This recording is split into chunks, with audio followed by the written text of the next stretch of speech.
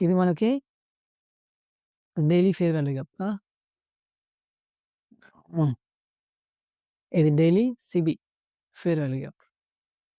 So, price మనకి next Friday ఇది Wednesday, Thursday, Friday start అయ్యి పైకెళ్ళింది. పైకెళ్ళి ఫేర్ వాల్యూ గ్యాప్‌ని ట్యాప్ చేసి మనకి ఈ మళ్ళీ ప్రీవియస్ డేలో లిక్విడిటీ తీసుకోవడానికొచ్చింది. ఇది 4 అవర్ స్ట్రక్చర్ చూడండి.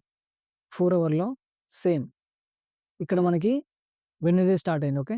ఇక్కడ సారీ థర్స్‌డే ఈ లైన్ ఉంది కదా! ఈ ఈ కొంచెం గ్రే కలర్ లైన్. సో, ఇక్కడ మనకి డే స్టార్ట్ అయింది. ఫస్ట్ 2 క్యాండిల్స్ మనం ట్రేడ్ చేయము. Right. So, next candle open అయింది. 1 ఏఎం. 1 ఏఎం పైకెళ్ళింది. ఇక్కడ ఇది డైలీ ఫేర్ వాల్యూ గ్యాప్ కదా! So, IRL to ERL model మళ్ళీ. ఈ daily fair value gap plus previous day high. అంటే థర్స్‌డే హై లిక్విడిటీని తీసుకుంది. టైమ్ చూడండి మీరు. ఏ టైమ్‌లో తీసుకుంది లిక్విడిటీ? ఓకే. 3 ఏఎం ఎగ్జాక్ట్‌గా.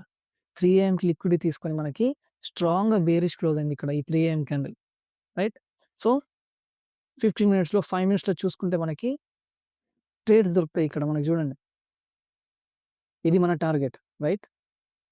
ఇది daily fair value gap. IRL to ERL model. ఇదంతా లో రెసిస్టెన్స్ లిక్విడిటీ. రైట్. అంటే ఒక ట్రెండ్ లైన్ లిక్విడిటీ. సో, ఇక్కడ మనకి 5 మినిట్స్‌లో చూసుకుంటే మనకి market structure shift. Right. Market structure shift అన్ని breaker, order block, fair value gap. So, just మీరు ఫేర్ వాల్యూ గ్యాప్ దగ్గర ట్రేడ్స్ తీసుకోవచ్చు. ఇలాగా. రైట్. సో, ఇదన్నమాట. మన డైలీ క్యాండిల్ ఎట్లా ఫార్మ్ అవ్వబోతుంది.